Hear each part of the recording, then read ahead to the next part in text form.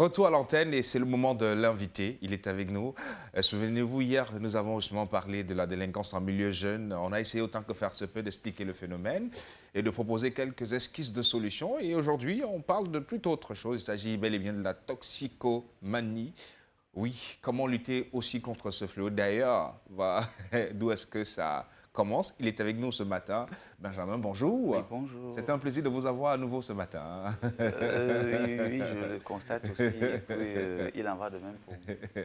Alors, je vais vous laisser encore vous représenter comme vous l'avez fait hier, parce qu'on dit souvent que se présenter, c'est faire de la poésie. Et nous, on aime bien la poésie sur ce plateau. C'est tout un art, donc ce n'est que normal. Dans la mesure où il faut apprendre, pour parler aux gens, il faut d'abord se présenter, s'identifier comme tel. Bon, moi, c'est Monsieur Longo Benjamin Bernard Delin, doctorant en sciences politiques, option études internationales à l'Université de Douala, faculté des sciences juridiques et politiques, et professeur de philosophie, d'histoire ECM au lycée de Bombari.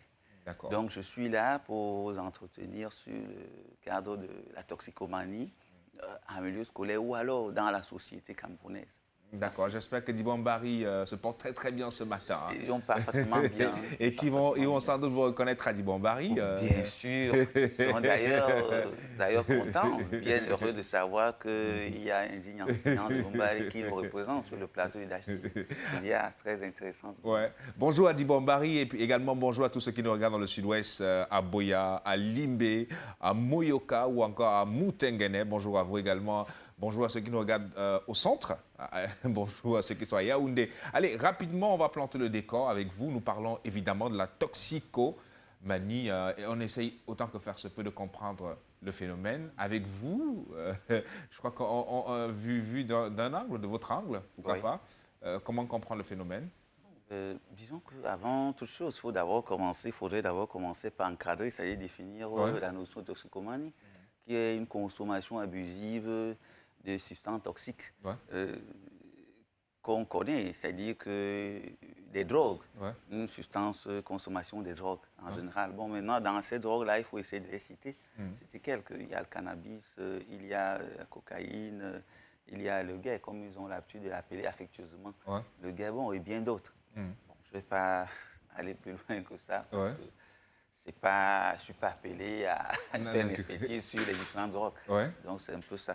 Bon, c'est un fléau. S'il faut revenir maintenant sur le vif du sujet, qui est d'où vient ce phénomène et pourquoi il émerge ainsi. Il faut tout simplement comprendre, il faut chercher d'abord à savoir les acteurs qui sont frappés par la toxicomanie. C'est qui? Ceux qui sont frappés par la toxicomanie, c'est des adolescents le plus souvent. Naturellement.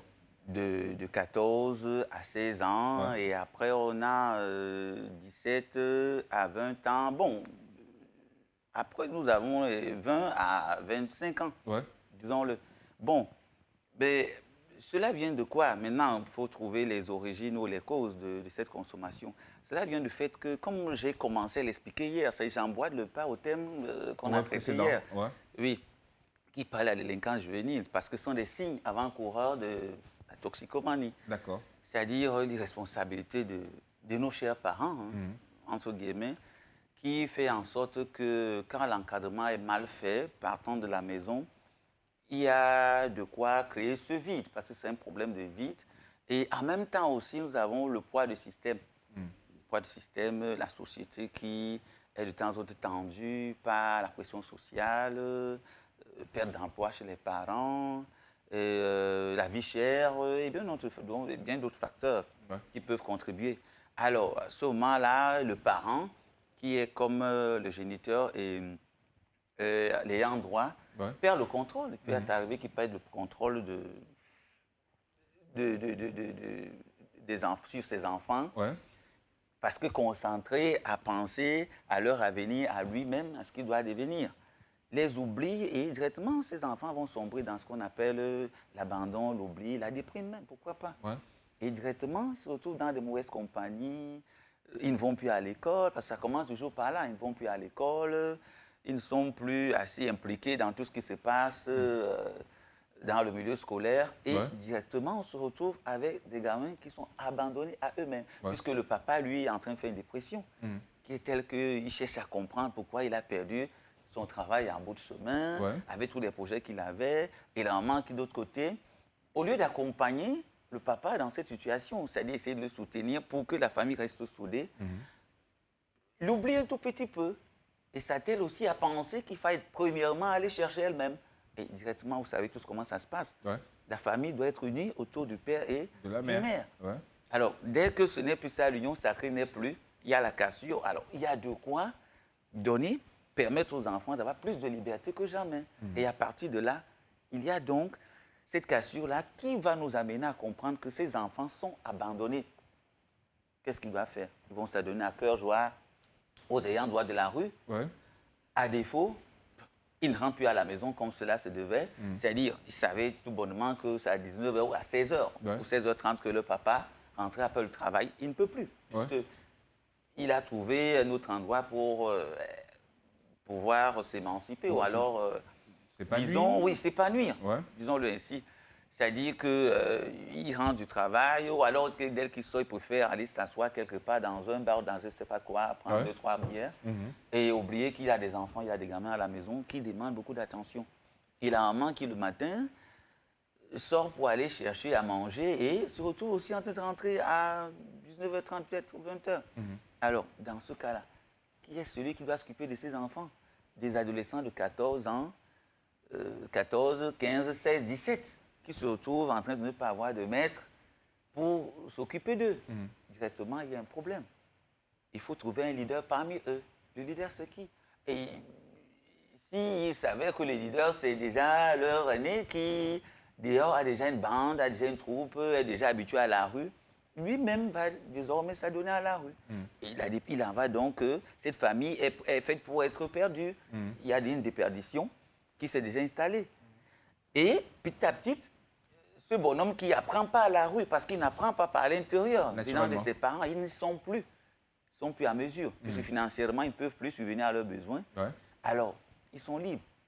Ils s'essayent dans la rue, ils s'essayent comme ils peuvent, et puis il y a de fortes chances qu'ils se mettent à fumer. Ça commence toujours bonnement par une petite cigarette, Ouais. deux, trois, et puis on y va, c'est parti. Ouais, on devient Et accro. après, voilà, le problème d'addiction se pose, et l'herbe aussi s'ensuit.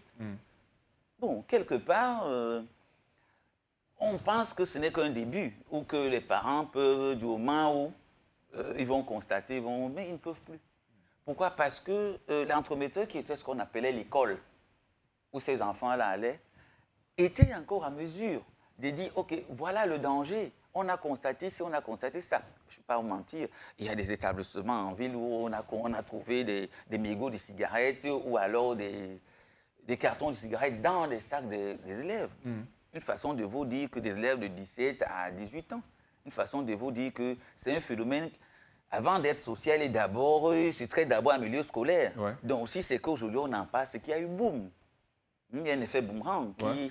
fait en sorte Ok. que tout le monde se sent déjà concerné parce que de près ou de loin, ces enfants-là, lorsqu'ils réussissent à infiltrer des milieux scolaires, ça devient très compliqué à gérer pour nous en tant qu'enseignants.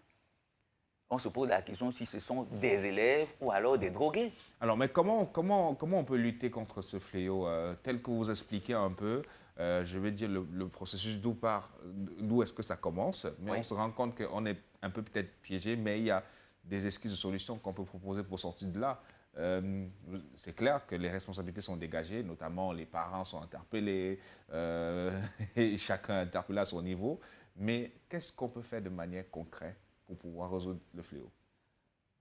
Concrètement, il faut, comme je le dis, je l'ai toujours expliqué, c'est qu'il faut revenir à la base. D'accord, La base, c'est la famille, la cellule initiale, d'accord. dans laquelle se traitent certains problèmes internes, qui sont tels qu'un enfant têtu, un enfant délinquant, un enfant casse-pied, ainsi de suite. C'est là-bas qu'on détecte.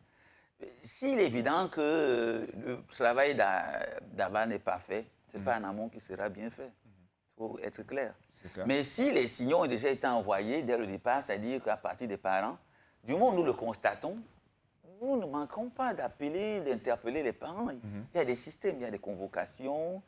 Hein, une convocation la première fois se suivie en général, deuxième, et ainsi de suite. Et on insiste. À défaut, on va expulser l'enfant, on va le mettre hors de de l'établissement afin qu'il aille chercher son parent. Ouais. Mais ils sont assez malins, ces gamins. Souvent, ils nous ramènent des inconnus qu'on identifie après comme des gens qui ne sont même pas leurs parents. Et vous voyez un peu, jusque-là, ils nous détournent encore au lieu de nous amener vers l'essentiel du problème qui est de rencontrer le véritable parent.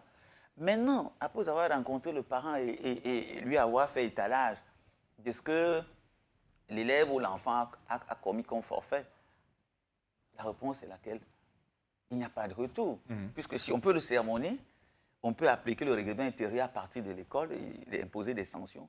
À la maison, on ne sait pas si ça va continuer. Mais toujours est-il qu'en ce qui concerne les solutions, d'un, s'il est intégré en milieu scolaire, il risque de ne plus continuer. Il risque de ne plus continuer une expulsion. Il y a des jours d'exclusion qu'il va prendre. Si le problème n'est pas traité, on ne voit pas d'évolution, définitivement, il est radié pour éviter de contaminer les autres. Parce qu'en contaminant les autres, il y a l'effet il y a un effet qui est tel qu'on se retrouve avec des cellules dormantes.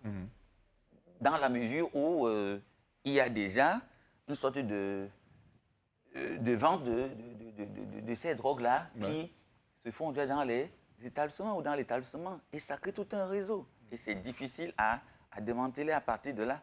Donc, ce qui fait que ça augmente le niveau de violence. Donc, comme solution, à notre niveau, niveau scolaire, on avertit le parent, il y a des convocations 2 à 3 fois. Après ces convocations, on passe à l'autre étape. Il y a le conseil discipline qui se réunit. Et si le parent n'est pas toujours là, on va expulser l'enfant. Bon, maintenant, le reste, ce qui concerne la société et autres, bon, on peut la mettre en alerte, si possible. S'il y a des récidives, on peut la mettre en alerte à contribution, en alertant les pouvoirs publics qui sont à notre disposition, des cas dangereux, d'élèves qu'on a constatés à l'établissement et qui sillonnent des bandes, parce qu'il y a des bandes, il y a des groupuscules qu'on connaît. Aujourd'hui, je ne veux pas aller plus loin en vous parlant, par exemple, des microbes et autres. Tout ce que vous connaissez. Ça part de là. Regardez ces enfants, regardez comment ils se comportent. Aujourd'hui, on les taxe des enfants de la rue. De la rue. Mais y a-t-il un enfant qui naît avec l'identité d'enfant de la rue? Pas vraiment. Pas vraiment. Donc, ça suppose que quoi? Il y a un problème de fond qui peut être réglé au niveau de la cellule familiale. Maintenant, lorsque il y a fissure, il faut avertir. C'est pour ça qu'il faut tout faire pour scolariser ces enfants. Voilà la solution. Les maintenir en étroite collaboration avec l'instruction, avec une structure publique en charge de quoi? De leur éducation, de leur instruction surtout l'école. Il faut les scolariser. Tant qu'ils ne sont pas scolarisés, alors ils sont appelés à l'oisiveté. Tous nous savons qu'un être oisif est tenté de faire ci, est tenté de faire cela. Mais tant qu'on est occupé, la nuit va éloigner de nous. Bon nombre de vices. C'est clair. Donc c'est un peu ça. Donc, il faut les scolariser. À défaut de les scolariser, il faut un suivi permanent des parents. C'est-à-dire qu'il ne faut pas s'asseoir et attendre le bulletin de fin d'année ou attendre qu'on te convoque. Non, il y a des visites inopinées qu'on peut faire à l'établissement pour chercher à savoir comment ça se passe. D'ailleurs, nous prenons la peine d'appeler. On a mis sur pied des systèmes de SMS pour leur communiquer quoi que ce soit. D'accord. Mais malgré cela, il y en a qui ne sont pas réceptifs, qui ne viennent pas. Donc, il y a déjà une première solution. Et la deuxième, maintenant, les pouvoirs publics et tout le reste. C'est-à-dire, maintenant, il faut dénoncer et sensibiliser. Parce qu'après avoir dénoncé, on continue toujours. Au niveau scolaire, causerie éducative, on n'emplit pas, on n'en finit pas de faire des causeries éducatives. Il y a toujours des panacées, des causeries éducatives au courant de l'année qu'on effectue. Et après cela, on passe le flambeau aux pouvoirs publics qui sauront comment gérer le problème. À partir du moment où on sent déjà que la pression est forte et qu'elle va déborder. Donc, c'est pour vous dire qu'en tant que solution, il y a une solution d'un côté qui vient de l'établissement, qui a déjà un règlement intérieur qu'on connaît et qu'on applique. Et le reste, on va le céder au pouvoir public qui vont continuer. Mais je reprends toujours, j'insiste, je rétorque, j'affirme que les parents sont les premiers concernés d'une manière ou d'une autre pour nous aider à endiguer le phénomène à notre niveau et à leur niveau. Merci Donc, beaucoup. C'est un peu ça. Merci beaucoup d'être venu ce matin. Voilà. Donnez je veux dire, merci pour cette lecture du phénomène et merci encore d'être venu. Allez, on espère vous revoir pour un autre sujet. Et je suis disposé pour cela. C'est un exercice qui ne saurait m'empêcher d'étaler ce que je pense. En tant qu'enseignant, il faut toujours donner des leçons. Le pédagogue ne se fatigue pas à donner des leçons. Oui. Naturellement. Allez, Voilà. on va marquer juste la virgule. Je rappelle que derrière, vous allez retrouver Paul Ndiaye pour le journal. Cette fois, là, ce sera le deuxième stop en langue anglaise. Allez, on se reparle juste derrière pour la suite et la dernière partie de la matinale. À tout de suite.